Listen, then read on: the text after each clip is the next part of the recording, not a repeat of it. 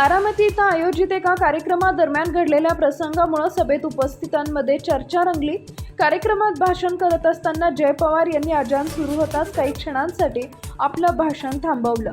अजानचा आवाज सुरू होताच त्यांनी सभेला थोडा वेळ थांबण्याची विनंती केली आणि शांतपणे अजान पूर्ण होईपर्यंत प्रतीक्षा केली। त्यानंतर त्यांनी पुन्हा आपलं भाषण सुरू केलं।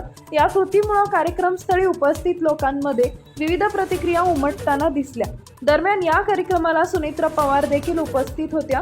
या घटनेनंतर बारामतीच्या राजकीय वर्तुळात या प्रसंगाची चर्चा सुरू झाली आहे। सामाजिक सलोखा आणि परस्पर सन्मानाचे प्रतीक म्हणून काहींनी या कृतीचं स्वागत केले तर काहींनी यावर वेगवेगळ्या प्रतिक्रिया व्यक्त केल्या।